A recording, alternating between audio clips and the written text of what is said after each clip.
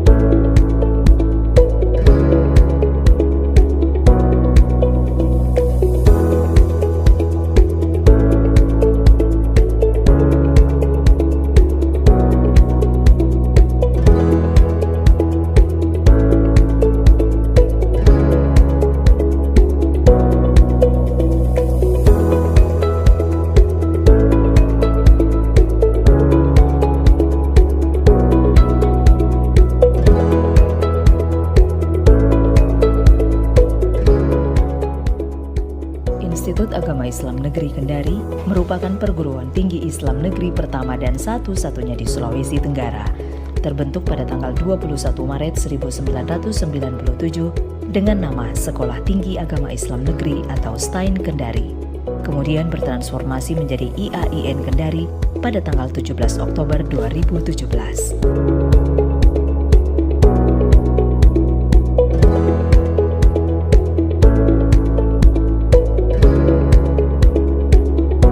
Berlokasi di Kota Kendari, Sulawesi Tenggara, kini IAIN Kendari memiliki 4 fakultas dengan 19 program studi serta program pasca sarjana dengan 4 program studi.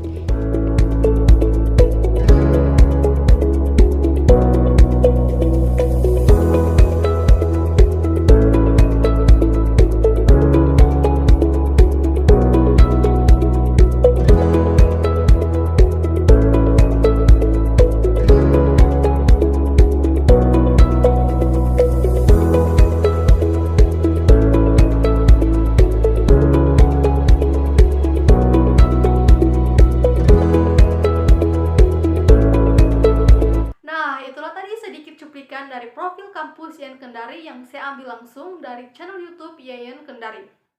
Dan bisa dipastikan itu adalah asli. Jadi untuk adik-adik yang sekarang tengah menduduki bangku SMA kelas 3, ayo kuliah di kampus IAIN Kendari, dijamin tidak akan menyesal.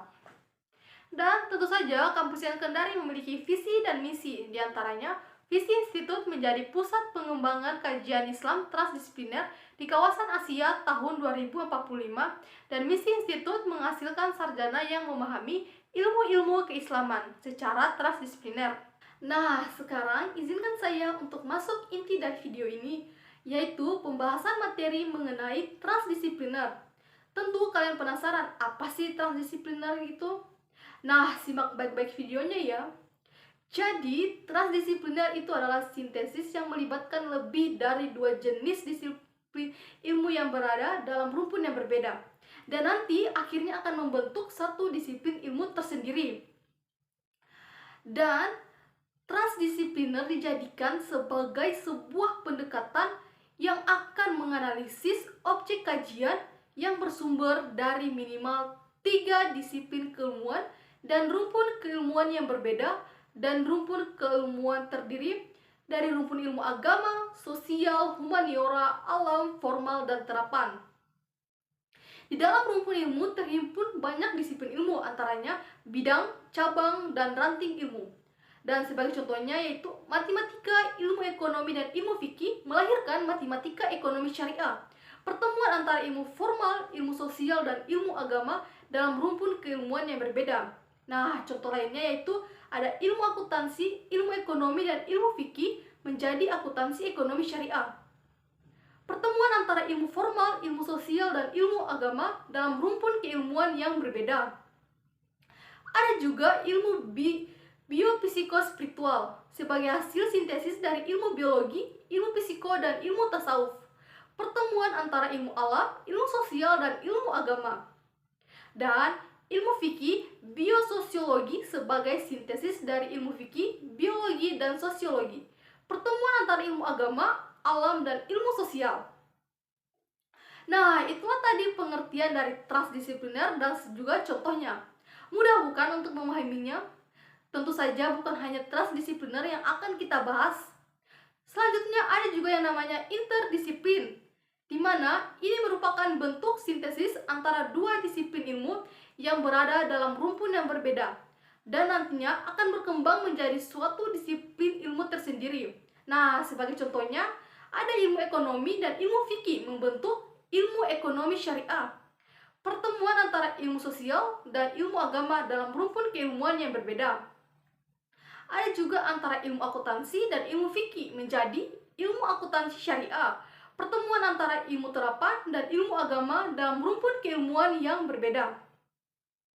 Ada juga antara matematika dan ilmu ekonomi melahirkan matematika ekonomi, dan itu pertemuan antara ilmu formal dan ilmu sosial dalam rumpun keilmuan yang berbeda. Ada juga yang namanya antropologi dan linguistik yang melahirkan ilmu antropolinguistik, atau sosiologi dan linguistik menjadi ilmu sosiolinguistik. Pertemuan antara ilmu sosial dan ilmu humaniora dalam rumpun keilmuan yang berbeda. Psikologi dan ilmu tasawuf menjadi ilmu psikosofistik, yaitu pertemuan antara ilmu sosial dan ilmu agama dalam rumpun keilmuan yang berbeda. Nah, itulah tadi pengertian serta contoh dari interdisipliner. Mudah bukan untuk memahaminya? Nah, selain itu ada juga yang namanya multidisiplin, di mana ini merupakan suatu kerjasama antara lebih dari dua disiplin ilmu yang berada dalam satu rumpun, dan masing-masing tetap berdiri sendiri-sendiri dan dengan metode sendiri-sendiri. Nah, misalnya kerjasama antara biologi, ilmu kimia, dan ilmu fisika. Kerjasama di antara tiga disiplin ilmu yang berada dalam rumpun ilmu kealaman. Atau antara ilmu fikih, ilmu tasawuf, dan ilmu kalam. Kerjasama di antara tiga disiplin ilmu yang berada dalam rumpun ilmu keislaman. Jadi, itu tadi pengertian multidisiplin beserta contohnya. Selanjutnya ada juga yang namanya antardisiplin, di mana ini merupakan hubungan kerjasama antara dua disiplin ilmu yang berada dalam satu rumpun. Nah, misalnya sosiologi dan ilmu ekonomi atau sosiologi dan ilmu politik, yaitu hubungan di antara dua disiplin ilmu yang berada dalam rumpun ilmu sosial. Atau contoh lainnya, ilmu fikih dan ilmu kalam, hubungan di antara dua disiplin ilmu yang berada dalam rumpun ilmu keagamaan. Atau contoh lainnya juga seperti ilmu kimia dan biologi, atau antara ilmu fisika dan ilmu astronomi, hubungan di antara dua disiplin ilmu yang berada dalam rumpun ilmu alam. Itu tadi antardisiplin. Bagaimana teman-teman sekalian, sudah sedikit dipahami bukan?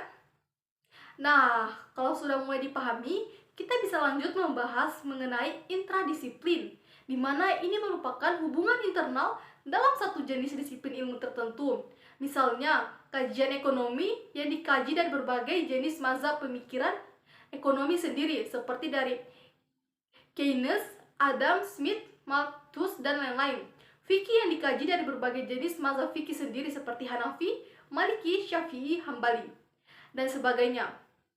Selain itu ada juga yang namanya monodisiplin, di mana ini adalah suatu disiplin ilmu tertentu dengan menggunakan metode tertentu, dengan spesialisasi tertentu. Di samping ilmu-ilmu lainnya, baik ilmu teoritis maupun ilmu praktis. Misalnya ilmu ekonomi saja, ilmu fisika saja, atau ilmu fikih saja. Terlepas dari yang lainnya dan sebagainya. Nah, itulah tadi beberapa macam disiplin ilmu. Mudah bukan untuk memahaminya? Selanjutnya kita harus tahu dong, apa saja sih produk-produk yang diciptakan dari transdisipliner. Jadi di sini saya akan memberikan beberapa contoh dari produk dari transdisipliner. Di antaranya itu ada kurikulum, di mana kurikulum ini berbasis KKNI paradigma transdisipliner. Selanjutnya itu ada mata kuliah, di mana ini termasuk pengantar studi Islam transdisipliner. dan juga ada jurnal, dan juga ada penelitian serta abdimas. Nah, itulah tadi beberapa contoh dari produk yang diciptakan oleh transdisipliner. Selanjutnya kita lanjut kepada metamorfosis transdisipliner. Di antaranya ada pendekatan kajian, materi kajian, mata kuliah, disiplin ilmu, program studi, dan fakultas. Nah, itulah tadi metamorfosis transdisipliner. Dan sekaligus pembahasan terakhir kita di dalam video ini. Semoga mudah dipahami ya.